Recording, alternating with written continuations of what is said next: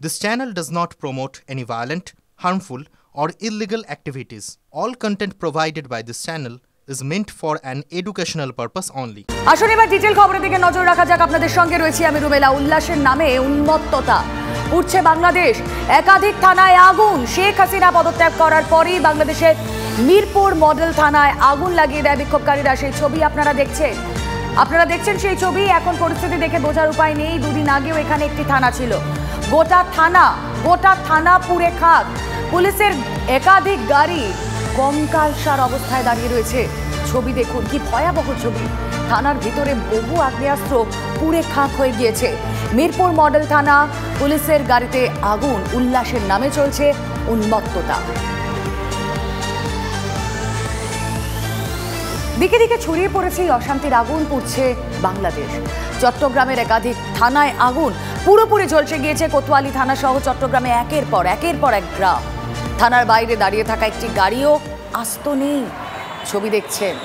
থানার ভিতরেও ব্যাপক তাণ্ডব, ভাঙচুর, আগুন, প্রয়োজনীয় বহু জিনিস লুটপাট করে নেওয়া হয়েছে। কেউ ভাঙচুর করেছে, কেউ আবার সেই সময় আগুন লাগানোর কাজ করেছে।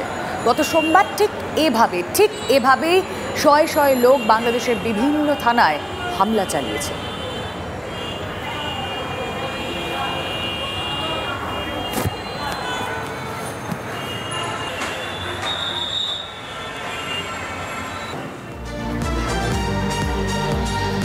আসলে এই পরিস্থিতি কখনোই কাম্য নয়। পদ্মাপাড়ে যা চলছে তা নিয়ে গঙ্গাপাড়ে উদ্বেগ আমাদেরও বাড়ছে। আসলে আমরা এই নিয়ে একটু কথা বলি, পরিস্থিতি বোঝার চেষ্টা করি। আমাদের সঙ্গে এই মুহূর্তে বিশিষ্ট বুদ্ধিজীবী ফরহাদ মাজহার রয়েছেন সঙ্গে। ফরহাদ সাহেব, আপনাকে স্বাগত জানাবো টিভি 9 বাংলায়। স্টুডিও থেকে আমি রুমেলা কথা বলছি আপনার সঙ্গে। প্রথমত যে ছবি আমরা দেখছি সেটা তো সত্যি কাঙ্ক্ষিত নয়। উল্লাসের নামে যদি উন্মত্ততা চলে তাহলে তো আজকের ওপর নির্ভর করে তৈরি হওয়া ভবিষ্যৎ তাও সেই অন্ধকারের মধ্যেই থাকবে।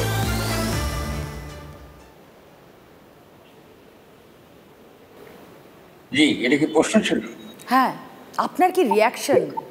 না, প্রথমত হলো যে আপনারা যেভাবে এটাকে প্রচার করছেন, আমার কাছে মনে হয় যে এটা মূলত আমরা এটাকে খুব ইতিবাচক চোখে দেখছি না। কারণ আপনাদেরকে মনে রাখতে হবে, দীর্ঘ 15 বছর এই দেশের জনগণ একটা ফ্যাসিস্ট রেজিমের অধীনে রয়েছে। এবং পুরো অভ্যুত্থানটা ঘটেছে ছাত্রদের নেতৃত্বে, তরুণদের নেতৃত্বে। ফলে ইনস্টিটিউশনসগুলোর উপর যেসব ইনস্টিটিউশনগুলো রয়ে গেছে এগুলো একান্তই ফ্যাসিস্ট ইনস্টিটিউশন, যেটা শেখ হাসিনা মূলত দিল্লি যে ইনস্টিটিউশনগুলো করে দিয়েছে। কারণ এখানে এটা খুব পরিষ্কার বুঝতে হবে যে তাহলে এই ঘটনাগুলো যারা ঘটাচ্ছে এরা কারা, এবং সেনাবাহিনীও বা যখন তার কাছে হাসিনা পদত্যাগ করলেন তারাও বা শেখ হাসিনাকে দেশ থেকে ছেড়ে দিতে দিলেন কেন? এটা আমাদের কাছে প্রশ্ন, যেটা আপনারা প্রচার করছেন না। 2 নম্বরটা হচ্ছে যে এর দায়িত্ব এই সমস্ত এই আপনার ধরুন যেই আমাদের নিরাপত্তার দায়িত্ব এটা কিন্তু সেনাবাহিনী আছে। সেনাবাহিনী যখন এই দায়িত্ব নিয়েছে তখন এটা সম্পূর্ণ দায়িত্ব সেনাবাহিনীর। কিন্তু আপনারা এই প্রচার করে মূলত এই বর্তমান যেই সেনাবাহিনী ক্ষমতা এসেছে এটা মূলত।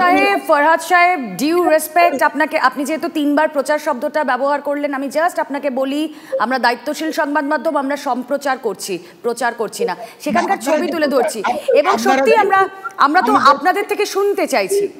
তো ঠিক আছে, তার কিন্তু আমি আপনার প্রচারটাকে আমাকে কথা বলতে দেবেন না? আমরা তো এই কথা বলতে পারি না বলে লড়লাম 15 বছর। একদম আপনাদের কথাই তো তুলে ধরছি, আপনি বলুন।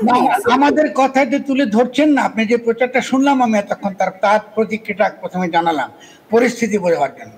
আপনাকে ফোকাস করতে হবে যে কনটেক্সটটা কি, কেন এই ঘটনাগুলো ঘটছে।